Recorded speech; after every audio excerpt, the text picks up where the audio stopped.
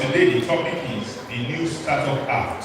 So many people may not even be aware of it, but there's something in the country that is now in use for the purpose for which you are getting into. We'll hear a little bit more about it as we have a panel section. So, to be in this section with me, I have 4 persons who are going to share perspectives and their understanding. In no particular order, I'd like to invite to this of the hall the CEO of Emobella Engineering Nigeria Limited, Mr. Precious Adeho. Mr. Precious, please.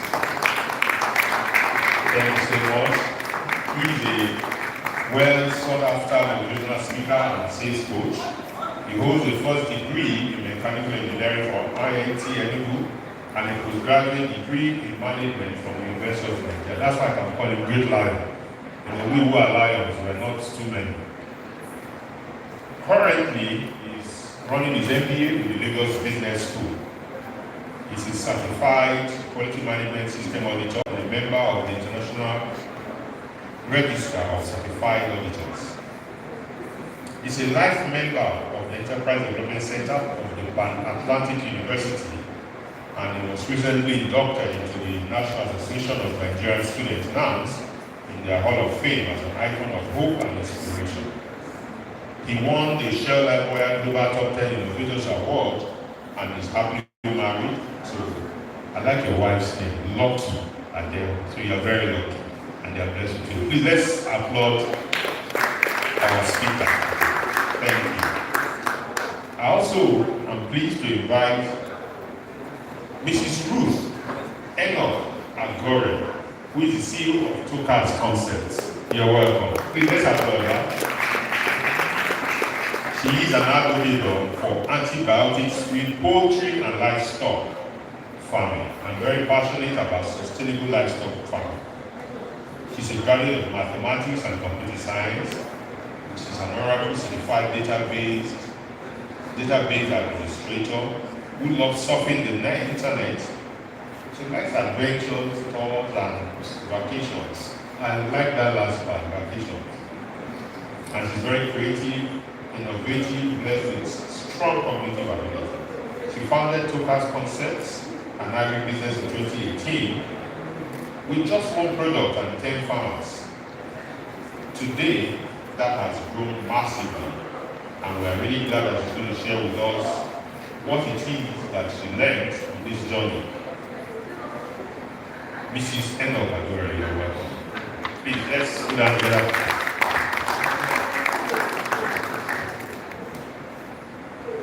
We have with us another distinguished person. She has all the degrees that I'm afraid of. She's Bachelor's Engineering, an MBA, PhD. I don't know yet what FICA is, but I have a feeling I'll fear that too. But ladies and gentlemen, let us welcome Dr. Chiefs Ifeyinwa-Bat Akabo. You're welcome. She's an adaptable professional with over 25 years working experience and proven knowledge in leadership, problem solving, entrepreneurship, and workflow prioritization. Leveraging on her background in electronic engineering with a postgraduate diploma in management and MBA in marketing, she's a certified credit analyst, certification in life coaching, and PhD in credit management. Dr. Chiefs is positioned to proactively contribute to the growth of businesses regardless of size. She worked with the UBA Energy team. She was the first branch manager of the SVDC Industrial Area branch in Port Harcourt in 2007 and led the team to break even within 6 months. Please, ladies and gentlemen, we can with asset footing of over $7 million. Her brief stint in market research and advisory services as a research assistant also prepared her for the strategic job roles she has handled. Madam, many things to talk about you, but thank you, and you are welcome. We really are happy you are with us. Thank you so much. We have with us the last panelist. Ladies and gentlemen, let us welcome Beneficiaries as he comes to speak with us. You are welcome. Let's applaud him well. Let's applaud him well.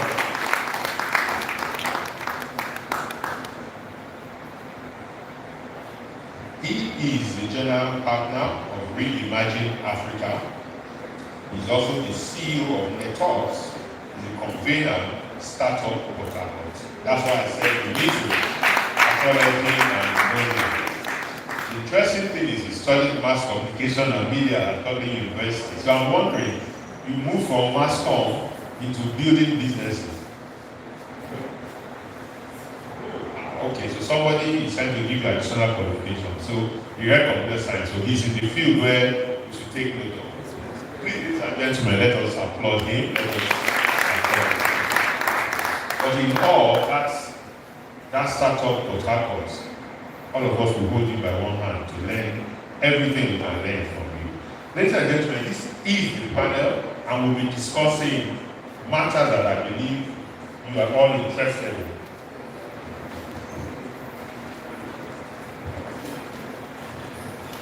To dear panelists, thank you for taking time to come here.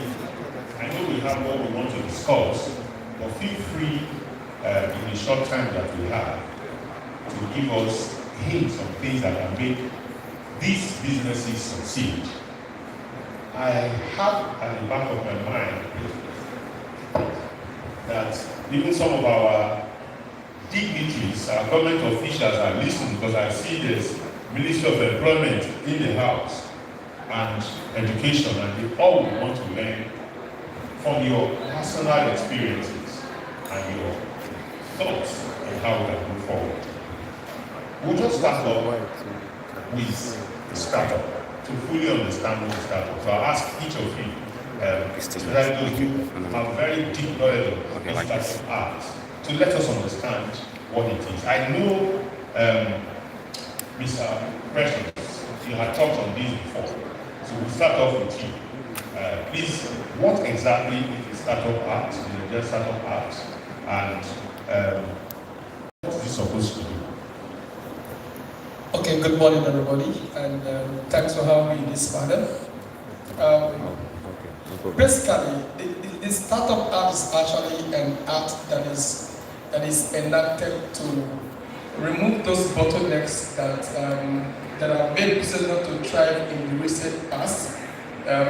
Basically, focus more in the tech-enabled business. So the art is actually put in place to remove those bottlenecks so that business can take off with ease, provide us an environment for tech-enabled business to run properly.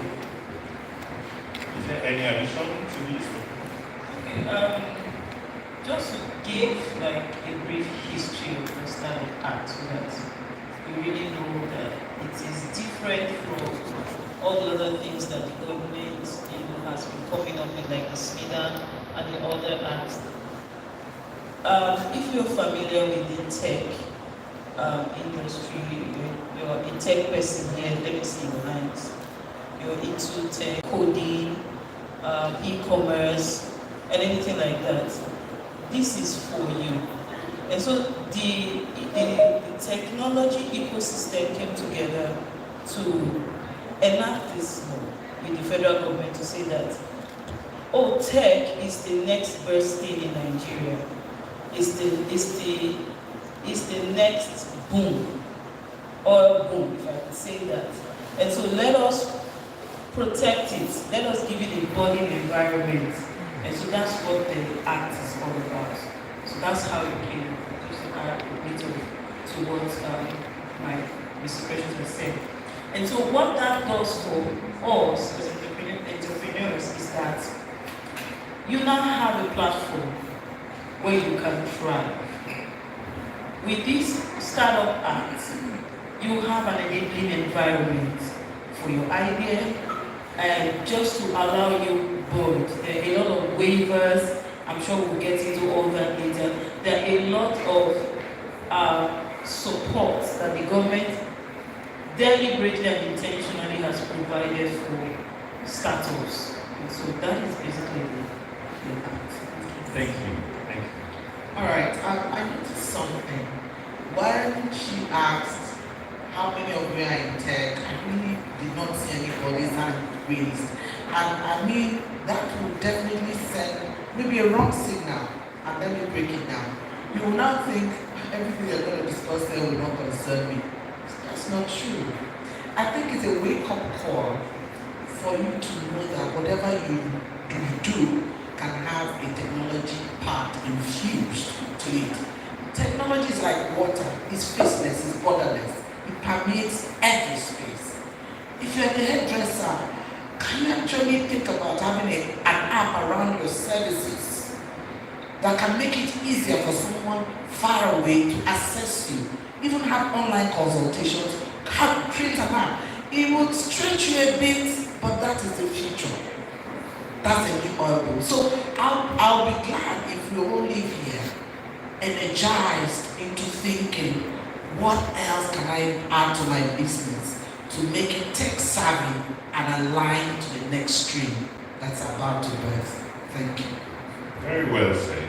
Very well said. In fact, that brings me to you, really. Your organization is startup. Is it by chance or are you connected to Startup Act in any way? Just a bit, tell us about your organization and how it connects to this discussion. Okay, thank you very much. So my organization is Networks. Networks is just two words coming together, internet and opportunities. So next opportunities, right? And we believe that this is the time for us to be able to leverage that. Now, what's the connection between that and startup is an interesting story. And for context, I'll just ask for time to explain that so we all understand what it's about. The term startup became popular during the dot-com era. Prior to the time, startup, like the word is a business that has just started up. However, when the internet was growing and you had dot-com, there was a boom at the time. Those who remember before Y2K. A lot of businesses came about. You had Microsoft, then you had the internet, and a lot of businesses came and within a short time became $100 million businesses very quickly. And in a place like America where you have venture capitalists, these are people who have people's money and they're looking for where to throw the money into. Then these certain businesses became the priority of businesses that people wanted to visit, wanted to invest in. And that's what startup had a new meaning because it started today and in 2 years' time it's a $100 million business. So investors were interested in that. And whenever people came with their business, the question investors have is this a startup? And because these were tech-enabled businesses, then just like Google has become the name for anything, startup now became the name for anything that had to do with. If I send it back, it'll be more far. She has said, technology has become a part of our life. And what it has done is that every aspect of our life has to do with technology. I mean, it was unusual 25-30 years ago for you to ask for someone's email address in the form, or for you to ask for someone's phone number. But today is unusual for you not to ask for an email address or a phone number. I mean, some people who went to school did not need email addresses, but today you need it for you to get into school. And so technology has become a part of our life. So that means that every business should be seen as a startup in the context in which the VCs in Silicon Valley at the time saw startup. So I believe that is very well, and I'm really glad we went through that. Very helpful, and that brings me a bit back to the Startup Act. Now, my understanding is, and I think one of the speakers have mentioned it, it's designed to help new businesses. Yes, in the tech region, fundamentally, but everybody is in it. Or is it so restricted that if some of our people here are not in tech, they can't utilize anything in it. Is it available to everybody? Is anyone can answer that? Let me go for it because basically my business is in the agro industry. If I read something different, so don't worry about that. But so my business is in agriculture, and so when the startup came last year, and we were all looking at it, the truth is that, like he said, technology is becoming our way of life. It's becoming a culture that we are imbibing naturally. And so it is the next big thing. And so you have to catch in. There is a buy-in for everybody. It doesn't have to be the tech-based people. Although the law says you need to have an app or a software, but as a person now, I'm beginning to develop agri-tech tools where, as a farmer, to sell your products, your birds and all that, it's from an app. You can join the app and declare that you want to sell and you get a buyer. Do you see that thing? That is me catching into the tech, into the startup part. And also, if you're into education, there's EdTech. You develop like an online course, and you develop all these educational tools. Can I just sit in front of them? What the government is saying is that I want to protect this your educational tool that you have made. You don't. The world is fast-paced, and you are obsolete if you are not on the internet. If you don't have a digital platform, and so for what we can do as young entrepreneurs is develop vehicles that we can catch into the startup part. It is all encompassing, if you ask me, though it looks like it is, exclusive to the tech industry, but if you develop a driver, you can get in on it. I really like that, because what I was trying to bring out from what all of you have said is our beneficiaries today need to go and look up these startup apps and begin to ask questions how you can play a role in it, how you can benefit from this. We can't see all the answers here, but I'm sure before we leave here, you can take contact of the panelists and find out who can give you a bit more insight on this. But I would like to ask, what are the biggest challenges that this Startup Act has today? Is it being implemented in full? Are you familiar with how the implementation is working? Okay, just before we get there, I just wanted to read out something under the Act. To be qualified as a startup company, the company has to be a holder or repository of a product or process of digital technology, or the owner or author of registered software. It's not that big. Just like she said, when you see this, just look for a way to squeeze yourself into the mold. So how is it being? The greatest problem I see, which can be addressed, because this act is less than a year old, is the government actually needs to set up technology hubs all over the country. Because the truth is that it's as much as coding is the new thing, coding hasn't permeated all the nooks and crannies of Nigeria. And that is what makes us different from a country like China. If you go to China, technology is easiest in anybody tourist place, even up to India.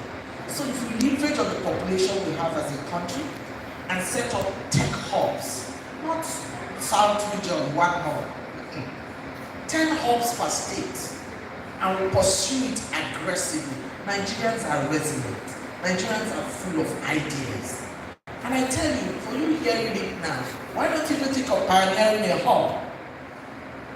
Because the truth about new things when they come in is the first takers, the people that step in first, they are the best beneficiaries, but not just start alone. So I think the very first thing we need to do as a nation, or if we want to drive this, is ensure that we have enough technology hubs and also take it as far back from primary schools. Change our curriculum. Change our curriculum and let children know that tech is life. There's hardly anything that cannot be. I mean, I cannot go to the test. So I stop here so that the other panelists can Okay, professors have this. Okay, so one of the big challenges we shall see in this type of is actually the piece of awareness. So the awareness is very lean. So the government have a lot of role. It's one thing to actually pass the good, and the act is actually very good, very good that everyone in business will find a way to tap into it. But the government need to look at how do we really cascade this information to the man at the bottom of the pyramid for him to really, he or she need to understand, oh, how can I take full advantage of this startup? Because if you look at it in a clear terms, it's as if maybe it's just only those who read computer science and coding that can take full advantage. But everyone can take full advantage of this very act. It's for you to read, let's government take full advantage, okay, no, going to the look at crannies, creating more awareness, let people understand the ABCD of this act, so that people can embrace it. For a man or a woman who studied agricultural science in school, once he enters tech, he goes back to his shelves. So the main work is how do we drive this information to everybody to understand that tech has come to stay. You can't do business anywhere around the world without having your technology. So I think that's one way to go. That's what challenges need to be addressed. Indeed. And that's really well said. That's from the side of those who helped us to put on the art. Now, I want to come to those who are beneficiaries. So, are there things holding people back, or how can people begin to tap into this? How can they get more information? Starting with the people in this room, and I can assure you this event is being recorded, so it will be played in other places. But what roles do people have, those who are in position to benefit from the art? Yes, Doctor. Okay, I really like this question because this is where the work starts. What I normally would tell anybody that's an entrepreneur is that learning never stops. Learning never stops. The moment you feel you have achieved and you are just there, that's the beginning of the deterioration. So you need to open your eyes and look out for people doing the kind of business that you do outside your location. People that are far ahead of you, even outside this country, and see what they're doing. You should be able to create ideas that will solve problems. What are the peculiar problems that are in your area? You only make money when you solve problems. So your money is actually in solving those problems. When you find out those problems, how can you solve those problems using technology? Those are simple questions that when you answer, you should be able to provide something that would sell in the market. You don't create technical solutions just from your imagination. You should be tailored towards solving peculiar problems.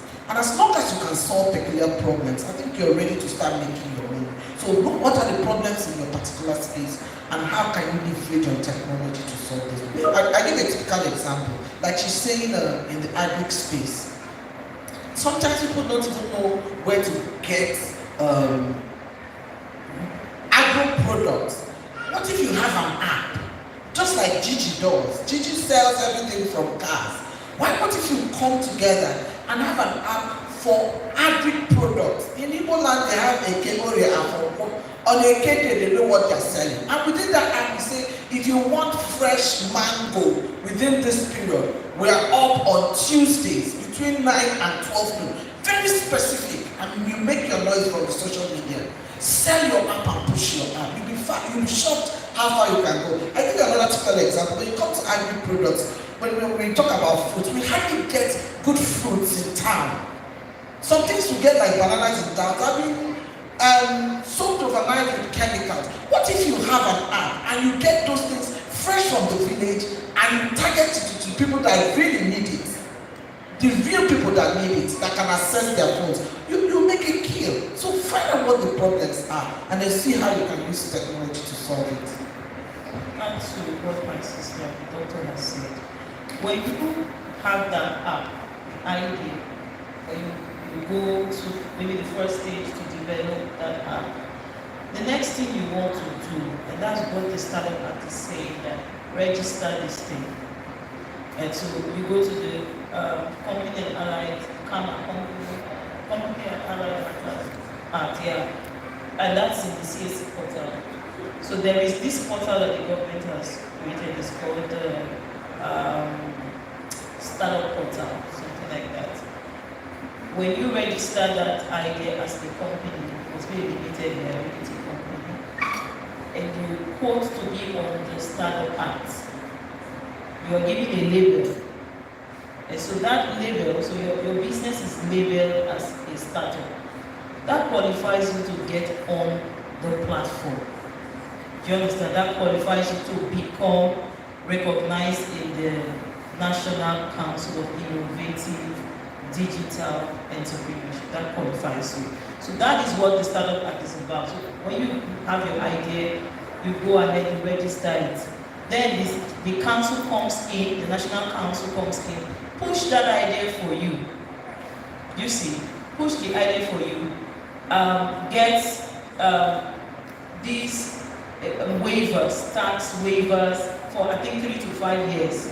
So you have tax incentive, you have seed funding, you have training, training and I think in capacity building. So they start training. Then there is grants. There's a credit platforms where you get funding, and there's export funds. So it is the next big thing. This is really, really beautiful, and I keep stressing it. I hope that the young beneficiaries are listening.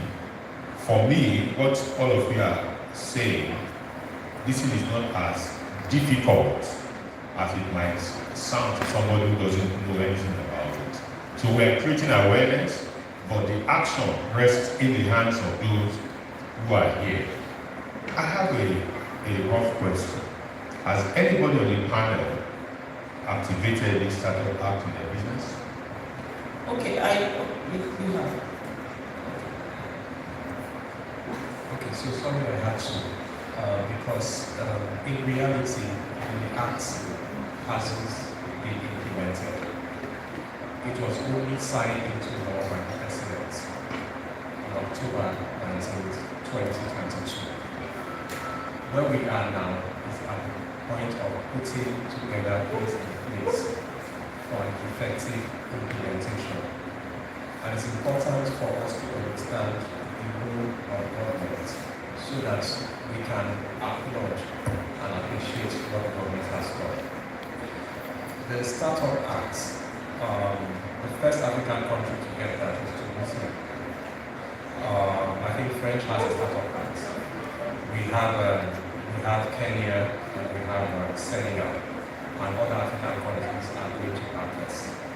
But what I'm saying is when it was passed into law, the team actually went to Tunisia to go and study how they had operated it, and some of the lessons are what will be included here, also lessons from France. So what has been done is that the Council for Innovation and Digital Innovation and Enterprise has been set up, which is a council that will be responsible for implementing the Nigeria Startup Act. Now, what makes that council and act effective is that it has on its seat the President and the Vice President, the Minister of relevant ministries. So, Ministry of Finance is there, Ministry of Youth, Ministry of I think Economic Development, all the relevant ministries. The CBN governor is also there. Then stakeholders like the Computer Society and others are also there. I think a couple of weeks ago there was a call for nomination for some representatives. So it's been done in a very transparent manner. Now what is going to happen is in the next couple of days, weeks and months, because the body language of the incoming administration shows real commitment. The president in his speech said he was going to open up 1 million jobs in the digital economy. He's talking about how he's going to optimize the Nigerian Startup Act. The floating of the Naira shows that Nigerian products will begin to be high in demand. And we've talked about digital products now, so it's time for our entrepreneurs to now begin to put their products out there because there's going to be a very big demand for them. So these are the things that will be coming up. But over time, because things are happening faster than we even thought they would, over time, the portal will open and entrepreneurs will be welcome to apply to become labeled. Now, what does it mean to be labeled a startup? It means that you qualify for opportunities that the government and that the Nigeria has to offer. What it means is that you are almost on the same level with your counterparts in other parts of the world. Because what's been happening is that with the advent of the internet, it has broken barriers. In academics, when we went to school, we had to go to library to get books. People in school these days, with their phone, they get up-to-date information. You have young people who are on the same path, young people in Africa, with their counterparts anywhere in the world. But it also reflected in entrepreneurship, which meant that you had young people becoming billionaires in dollars in the right countries where the right policies were in place. But Nigeria, as resilient as we were limited because there was no legal framework. And so opportunities like access to the markets was there. But funding for that, because we're not talking about the 100,000 naira here, we're not talking about 500,000 naira here. A young person in the right country has an idea and he can get funding as much as $1 million, $10 million.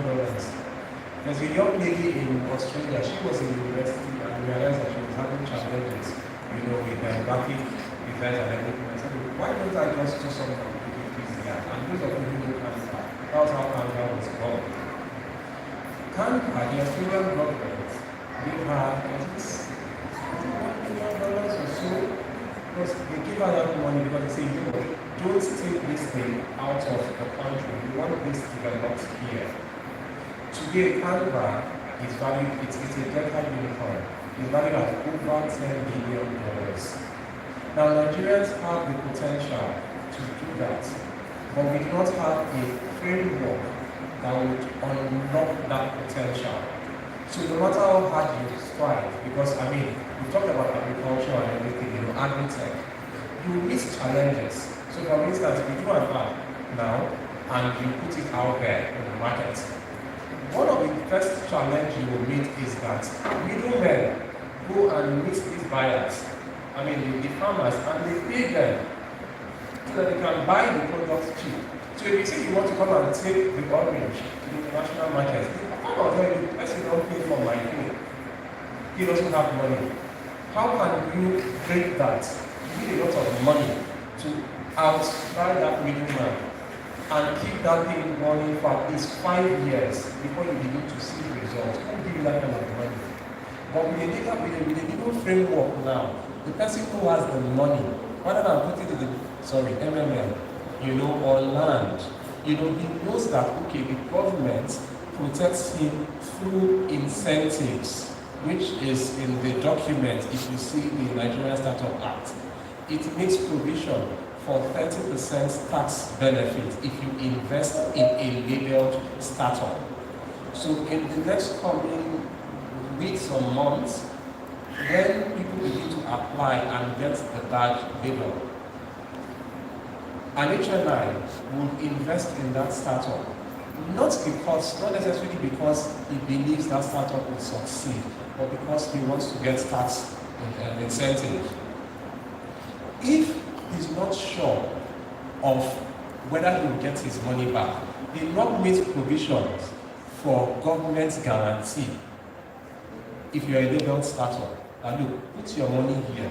We will guarantee it to a particular level that if it doesn't work, we will give you back the money. So it creates a lot of opportunities for our young people. And I would end by saying that, look, 20 years ago, I'm a software developer. I choose to say I'm a journalist. My story is very interesting. That's a story for another day. But 20 years ago, who is a techie, a software engineer, and all of that? Today, anybody who has a mobile phone is a techie. Because experts have said that the computer, our mobile phone, is stronger than the computer that sent man to the moon. So if you're able to operate your phone, you are a techie, and you qualify to become a startup and qualify to be able to a startup. Thank you. Thank you so very much. Thank you. So much that we can really discuss. Time, of course, does not end the world. So I'll just ask one last question from Dr. Chief. He said something that I think we should confirm, that once the app takes off, there's enough money to back up in the business of funding. Are you confirming that, yes, we can indeed get money easily to get money? I think thanks for that question. I think the more important thing here is, do we have government backing? Once we have government backing, money will appear. And like you rightly said, the body language of this administration, they are running faster than we thought. So welcome to greater days ahead. So I strongly believe that once this has government backing, there will be enough money. There will be enough money. I'm certain. Thank you so much. Ladies and gentlemen, it would be good to give you an opportunity to ask one or two questions. I know the Ministry of Youth is central to some of these, so I would like to ask the PAMSEC if you have a question or a comment on these. We'll bring the microphone to you if yes. Any comment? Is there any? Yes, thank you very much. I want to especially appreciate and thank the panelists. They've made very useful contributions, open our eyes to very many areas that people were not very familiar with. I believe strongly that the government contribution to whatever we are discussing is more of a national government contribution. We have our peculiarities when it comes to states, and this act is an act that covers Nigeria. And I believe strongly that once implementation comes about, states like River State, of course, will be the first 5 that will key into it, that we are showing. Having said that, I also believe strongly that this partnership between NNPC, SPDC, Total, AGIP, JVC, and LiveWIRE will continue. One major thing I was looking out for was whether the spread was very equitable. And that is one area I have told my management that I really enjoy. To a large extent, looking at this book, I am here to again and again commend the operators of LiveWIRE. Thank you. Thank you so very much. Thank you. Any question, 1 or 2 that we can take? Anybody? If you indicate with your hand, we'll bring the microphone to you. Okay.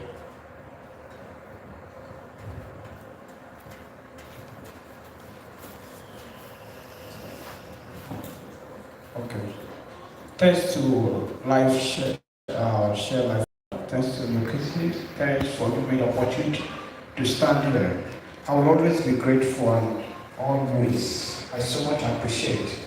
My question is, how can small enterprise like us join this new development, even after leaving this place today, in order to keep us updated to join?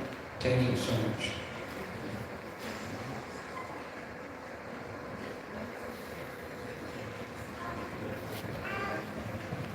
So, do we have one more question so that we know? Okay. Do you want to take the question? I just wanted to say to him that this was what my colleague said, that the portal will slowly open. And when it's open, you just the way we know about it, that is how we also know that it's been open. You just log in and follow the procedures. This is something that is cooking up, but we expect that it will be faster according to the language and the signal that this current government is sending.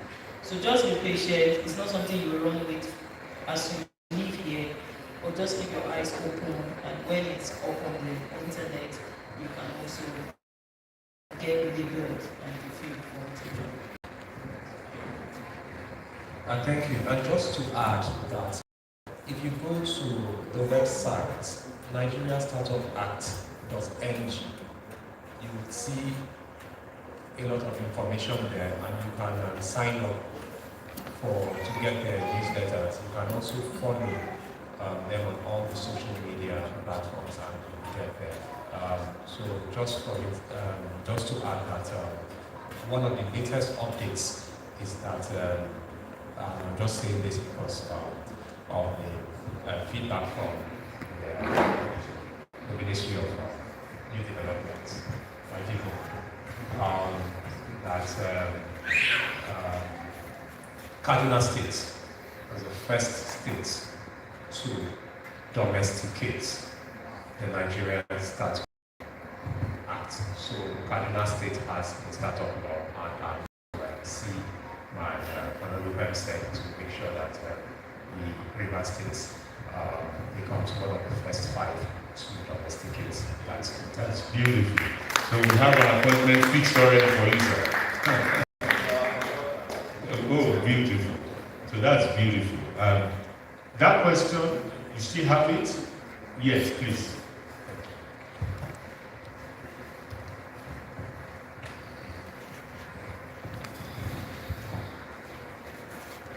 Thank you very much for the opportunity, and thanks for all the words. I'm really very encouraged. I'm sorry, when you asked about a tech person, I think everybody is not a tech person one way or the other, but I'm also in the field of tech trainings. So I want to ask, it is not as sweet as you are making it sound, because I am from, I think I would say, I'm a Bangalore area, where you train people, and we are trying to introduce new tech skills to them. So they come at the beginning without enthusiasm of learning, and then they see the workload. It's not fast making, not a fast money making business the way they expect it to be, and they back out. So how do you keep this fire burning in the next 5, 10 years? How do you keep encouraging these children over time that they need to be rugged, they need to be dogged if they want to take over this tech space? Thank you very much.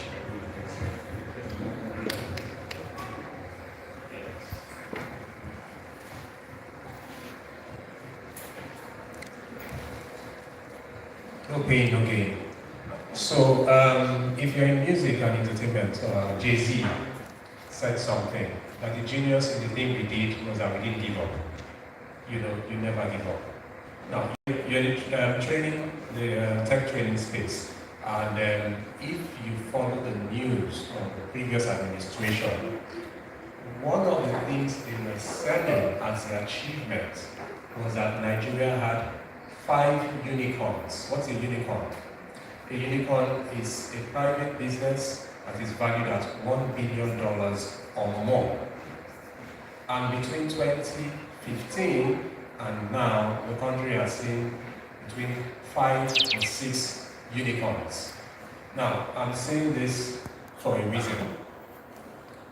Of the unicorns, you have InterSwitch, you have Andela, you have Flutterwave, you have Jumia, and you have OPay. Right? Now, Andela falls within your category, training people for better job opportunities, probably global. And if you take the time to learn from his story, he will tell you that, look, what you're going through is what he went through. But like Jay-Z said, never give up. Because they kept on moving, changing offices from one to the other and everything until they met that investor who saw the potential, and the rest they say is history. He went on to be the reason why Mark Zuckerberg came to Nigeria. Mark Zuckerberg came to Nigeria even without the federal government knowing. He left and went to Kenya before the government knew and quickly tried to bring him back. That was the reason. What you're doing. So if you do not keep up, especially at the time when we have an act, because this happened when there was no act. If you don't give up at the time when we have an act, then maybe one day we'll sit down here and hear your story. And just to add briefly, whatever challenge you're facing with getting young people to stay true to what it is you're doing, it's not your problem, it's a Nigerian problem. We're in an environment where people like things very fast, Yahoo and all that. And it will take a lot of reorientation for people that hitherto thought that money is something you pluck out of the trees to believe that it's something you have to work for. And like you rightly said, it's not enough to make you give up. Consistency is important. And please, in as much as the government is trying to push tech, everybody cannot be a techie. You will still end up sieving from the critical mass, the people that will really stay there. And truly, if you hang in long enough, you should be able to reap the benefits. So it's a Nigerian thing. We see it even in the workplaces now. A lot of people have jackpot, and we're struggling with keeping up with the millennials in the workforce now. Does it mean that offices will close? We will devise different ways of coping. So we just adapt ourselves as we see our situations and then keep hoping for the best. Thank you. Amazing, amazing. You know, he talked about companies, and I was looking at all of us. Who knows about OPay here? Who uses OPay? Okay, I'm seeing the hands. Let's be sure. Do we know the company called OPay? Yes. We know the man, Mark Zuckerberg, right? Who knows Netflix? Can anybody guess how old Netflix is? Not on the panel. Anybody? How old is Netflix? Okay, when did we really know Netflix? Just give me a year. Anybody? 5 years ago. 2 years. If I told you Netflix is about 20 years, would you believe it? Because something just happened. They've been there. Nobody, all of us were used to VHS and television and DSTV. But something happened called COVID. And Netflix became, and is still there. In fact, I still watched a film recently, the Woman King. So Netflix now is competing with Hollywood and everybody else. They didn't give up. And the man, read the history, Google it, said they were discouraged many times. But they didn't give up. InterSwitch also went through a difficult time. At a stage, they were begging people to be the chairman, MD of InterSwitch. Nobody wanted to get there. Because I'm sure our dignitaries remember when having ATM card was impossible because nobody believed if you are able like me, please give me my money cash. I don't want this thing about me to. But today, is there anybody who doesn't have an ATM card or a debit card or credit card? Can you survive without it? So please, do not give up. That's what the panelists are saying. Be encouraged. You do have a future if you know what you are really doing. I think it's a good time to end our conversation, isn't it? But it's not the end of the conversation. So I ask you, please, the things they've asked you to do, Google, search for information, and in the period of this program, please meet up somebody and exchange cards. Begin to think whether you can be, either you as an individual or as a group, be the next, what would that be called? A unicorn, I mean. Amen. Thank you. Please, can you put your hands together for this panel? Okay. Mr. Angel, can you join us in this picture? so that you remember that you were here, 20th year. Hedziba, I will see you around. Please come join this picture. Hedziba is Mama LiveWIRE. Please.